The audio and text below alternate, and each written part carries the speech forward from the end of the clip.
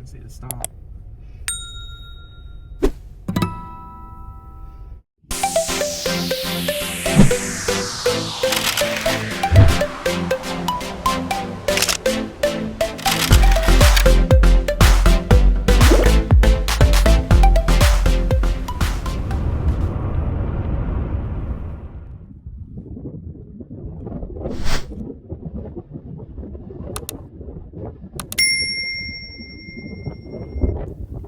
Greetings and welcome to TC Lifestyle Adventure, and today I'm going to be exploring Goblin Valley State Park near Hanksville, Utah.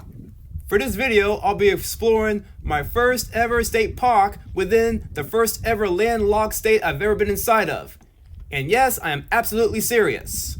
So, if there's any questions, concerns, gripes, or complaints about this, or you think there's something I should highlight or mention, let me know in the comment below. Now let's get started. Alright, Goblin Valley State Park contains thousands of hoodoos, which are referred to locally as goblins. And they are formations of mushroom-shaped rock pinnacles, and some of them are as tall as several yards, if not meters, depending on the unit of measurement you want to use.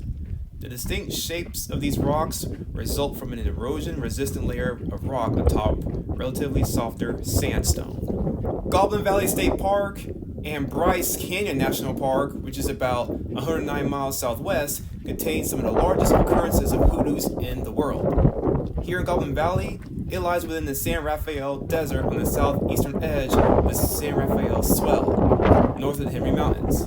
Utah State Route 24 passes about 4 miles east of the park, and Hanksville lies 12 miles to the south.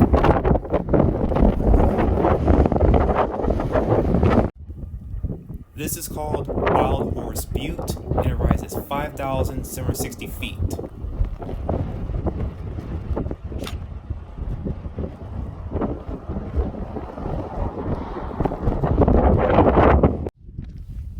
Alright, I am now entering Little Wild Horse Canyon.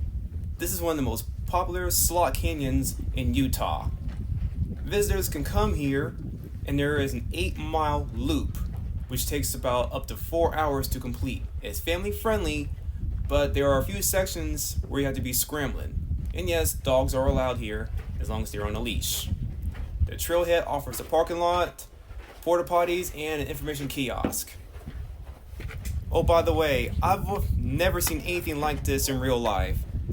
Whenever I see something like this, it's always inside of a National Geographic magazine, on social media, or in a textbook, but when you see something like this in real life, it is jaw-dropping and so beautiful. But just saying that is an understatement.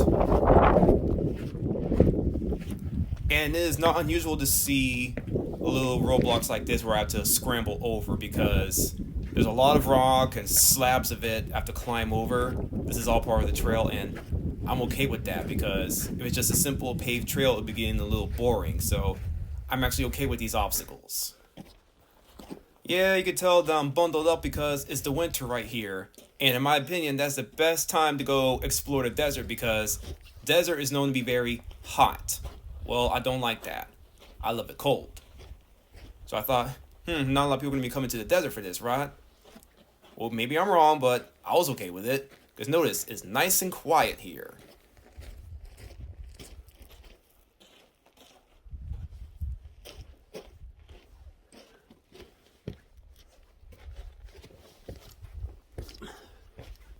Yeah, you see that? That's what I'm talking about. Those are all over the trail, by the way.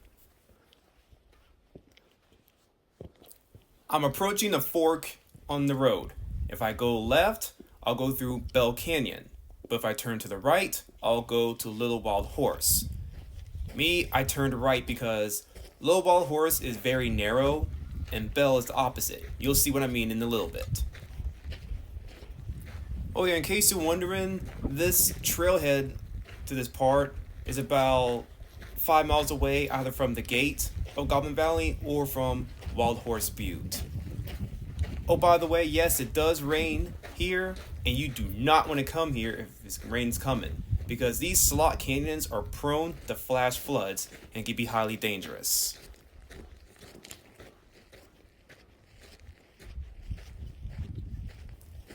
it's starting to get a little narrow here, but before it does, look at that. Look how nice that looks. Lovely.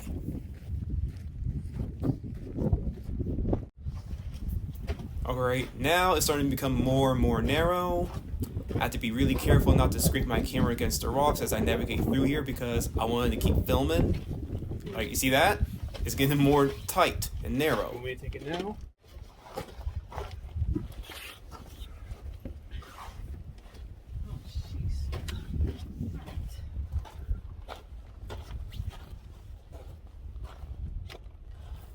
Yes, I have to take a picture of where I'm at while I'm filming because I'm very serious about my photography. So I do apologize to the person behind me, but I take this very seriously here.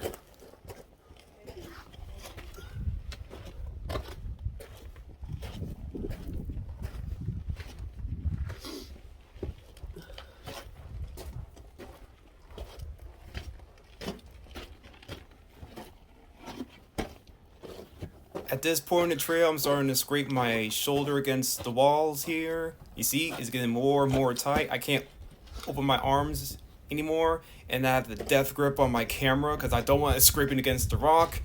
It's real serious here, but it's still interesting and my favorite part nonetheless because it makes for great photos.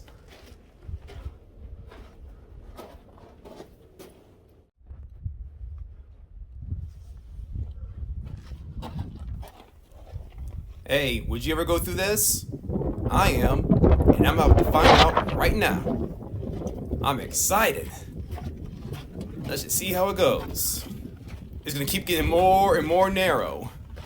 So if you ever watched that video of me at Spencer Island in Everett, Washington, where I'm going through the trees, now this is the complete opposite. Now it's just rock.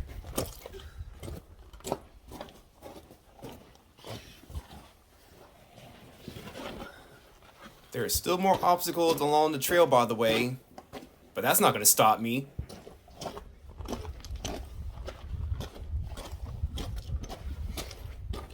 In case you're wondering, I just tucked my camera inside my jacket because I was getting a little tired of having that death grip on it, and okay, you know what? Think smart. So just tuck it in there and I'll just hold on to it. That way I could use my hand for something else.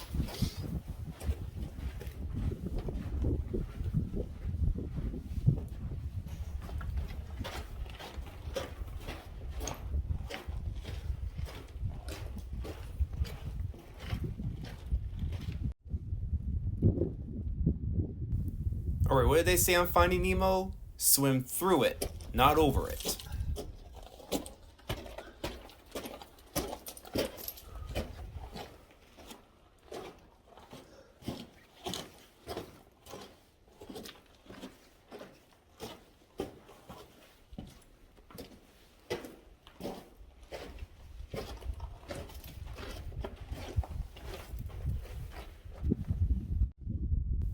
At this point, I had traveled 1.3 miles from the trailhead, and at this large opening, this is a common place for people to turn around because of this giant boulder.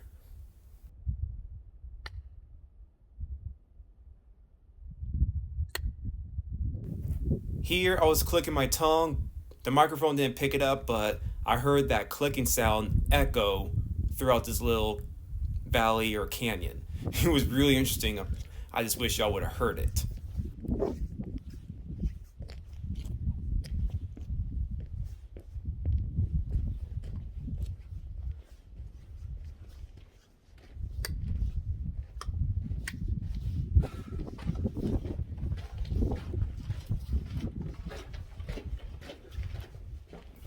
In case you're wondering, I'm in the shade, so it's getting a little chilly right there without the sunlight reaching it. I mean, yeah, I did see the sun, but it wasn't directly shining on it. So that wind chill was no joke.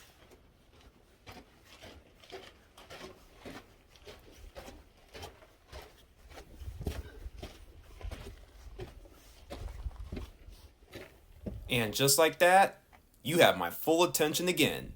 It's not historic, but it's so interesting. I'm like, okay, I'm gonna walk through this. Ain't no way I can see something like that and not travel through it. So let's check it out.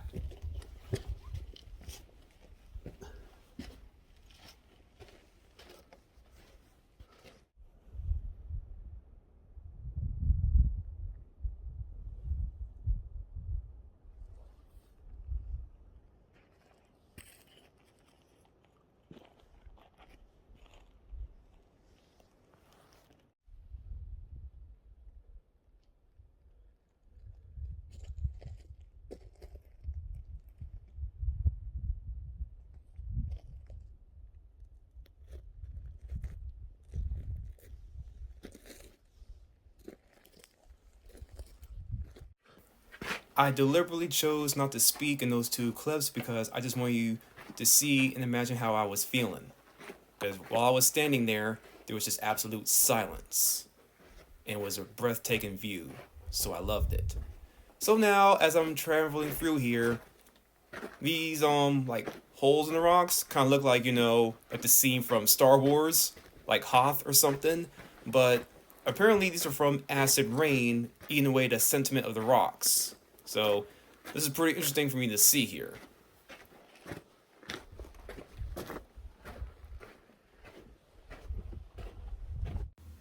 Before I continue, if there's something about this video that you felt like I should have highlighted or mentioned, or if you have any questions, concerns, gripes, or complaints, let me know in the comment below. And now, back to the video. Alright, it was just like that for the rest of the 8-mile loop, and now this is the way I took from Wild Horse Butte to get to the Little Wild Horse Canyon. It was totally worth it. Hey, why had the cow cross the road? Anyone? I honestly don't know. So I was literally asking, why are these cows crossing the road? If you're still here watching this, I want to thank you so much, and I'm going to let you know to stay tuned, because here in Utah, this is the first landlocked state I've ever been to, and my first time exploring the desert. So I have a lot to see.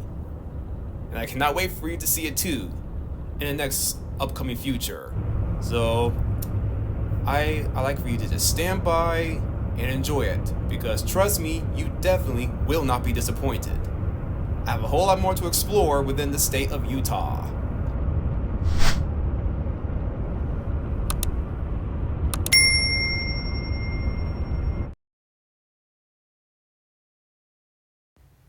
Alright, so what'd you think?